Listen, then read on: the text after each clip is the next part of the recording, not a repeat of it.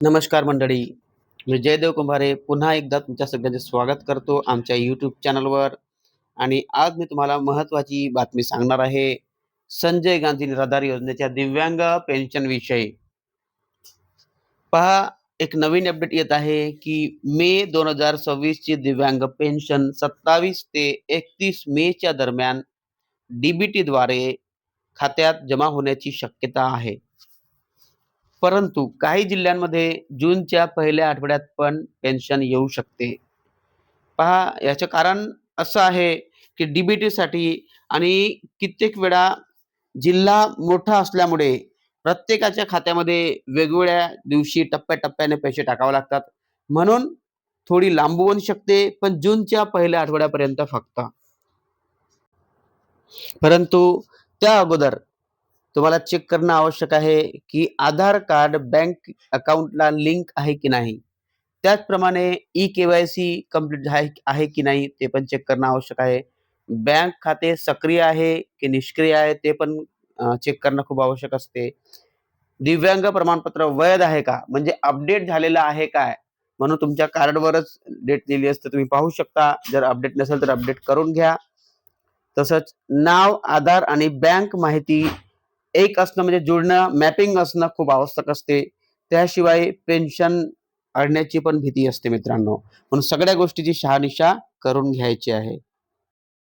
कित्येक लोकं कंप्लेंट करतात, की माझी पेन्शन का बरं थांबली? परंतु ई-के-वाय-सी चेक करत नाही. तर म्हणून म्हणतो मी ई-के-वाय-सी बाकी असली तरी पण पेन्शन थांबते, तर सगळं करून घ्या. आधार लिंक नसली तरी थांबते.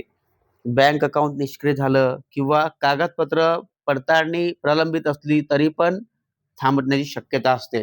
कित्येक वेळा सरकारला जर डाऊट असलं, की एखाद्या व्यक्तीचे कागदपत्र दिव्यांग सर्टिफिकेटमध्ये काही प्रॉब्लेम आहे का? तर ते पूर्ण सखोल चेक करतात आपल्याला न सांगता. तर त्यामुळे पण विलंब होण्याची शक्यता असते. नवीन यादी अपडेट सुरू असलं तरी पण अ, पेन्शन थोडी लेट होण्याची शक्यता असते. कित्येक वेळा मित्रांनो आपल्या यादी अपडेट अपडेट होत असते. नवीन लोकं ॲड होतात कित्येक महिन्यामध्ये. म्हणून यादीला अपडेट करण्याला पण थोडा वेळ लागण्याची शक्यता असते. म्हणून आता तुम्हाला काय करायचं आहे? सगळ्यात अगोदर आपलं बँक पासबुक अपडेट करा. मोबाईल एस-एम-एस तपासा, डी स्टेटस तपासा. संजय गांधीच्या पोर्टलवर जाऊन आधार कार्ड नंबर टाकून तुम्ही डी तपासू शकता मित्रांनो. तिथे तुम्हाला स्टेटस दिसेल. आपलं अपलोड डेट आणि अपडेट डेट चेक करा, जेणेकरून तुम्हाला माहीत होईल, की ह्या महिन्याची पेन्शन तुम्हाला येण्याची शक्यता आहे की नाही, की काही प्रॉब्लेम आला तर तिथं पूर्ण दाखवतो. संजय गांधीच्या पोर्टलवर तुम्ही सध्या स्थितीवर जाऊन चेक करू शकता. त्याचप्रमाणे तहसीलमध्ये जाऊन विचारू शकता, सी-एस-सी किंवा सेतू केंद्रात जाऊन माहिती घेऊ शकता. आणि ही महत्त्वाची माहिती आहे मित्रांनो.